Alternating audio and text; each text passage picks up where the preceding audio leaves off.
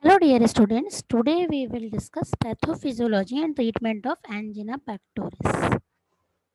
I am Durga Pandey, Associate Professor in SIRT Pharmacy.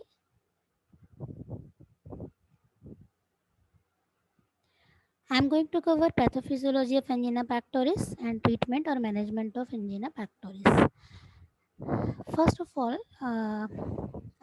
we will discuss about pathophysiology of angina pectoris. In previous video, we already discussed that atherosclerosis, arterial spasm, atherosclerosis plus thrombus and plaque split. These factors are responsible for angina pectoris attack. So, in atherosclerosis, there is gradual obstruction of coronary artery. In arterial spasm, sudden reversible obstruction, and in atherosclerosis, plaque plus thrombus, sudden and generally not reversible. It means it is very dangerous. Occlusion observed with atherosclerosis, plaque, and thrombus. All these obstructions leads to ischemia, means lack of oxygen or blood supply to the myocardial muscles, and ischemia leads to hypoxia, lack of oxygen, and finally myocardial cell necrosis and angina. Now, management of angina pectoris. Angina pectoris, the aim of management or treatment, first of all, first one is relief of symptoms, slow progression of disease, reduce chances of myocardial infarction. Now, first we will discuss stable angina, management of stable angina. First one is general measures, second treatment by drug, third surgical procedures. General measures includes avoid smoking, avoid severe exertion, reduce weight, avoid heavy meals and emotions, maintain blood sugar level and blood pressure. If lifestyle changes alone does not help your angina, you may need to take medications. Drug treatment include for an acute attack, for immediate pre-exertional prophylaxis, for long-term prophylaxis and antiplatelet therapy. Treatment of an acute attack of angina includes sublingual nitroglycerin in dose of 0.5 mg or isosorbate dinitrate 5 mg, oral spray nitroglycerin 0.4 mg in metered dose as metered dose, or isosorbate dinitrate 1.25 mg as metered dose, and relief noted within 1 to 5 minutes. In case of immediate pre-exertional prophylaxis of angina, sublingual nitroglycerin given in the dose of 0.5 mg or isosorbate dinitrate 5 mg should be taken 5 minutes before effort.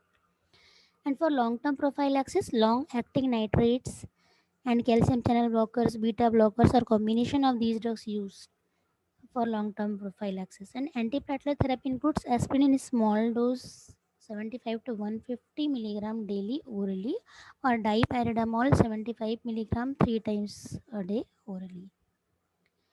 Next one is coronary artery revascularization for those patients not responding to adequate medical therapy or through medicines.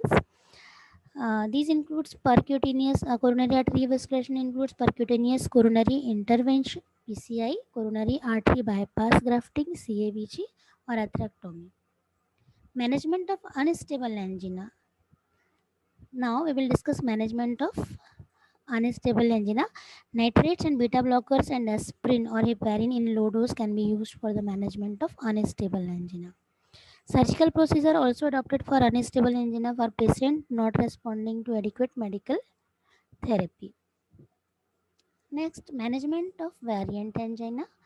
In case of variant angina, nitrates and calcium channel blockers for acute attack as well as prophylaxis, we can use nitrate and calcium channel blockers for both acute as well as for prophylaxis.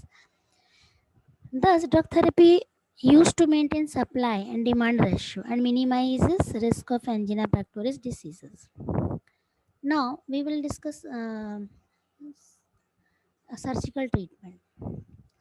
I'm going to cover here two types of surgical treatment basically. First, angioplasty or stenting or percutaneous coronary intervention, and second one is coronary artery bypass surgery. In case of angioplasty or stenting, During an angioplasty, also called a percutaneous coronary intervention, a tiny balloon is inserted into your narrowed artery. Suppose this is a narrowed artery, a tiny balloon is inserted here. Okay. Uh, the balloon is inflated to widen the artery. After that, this balloon is inflated. Why inflated? The balloon is inflated to balloon is inflated to widen the artery, and then a small wire mesh coil. You can see here. Then a small wire mesh coil, is, we can say, stent is usually inserted to keep the artery open.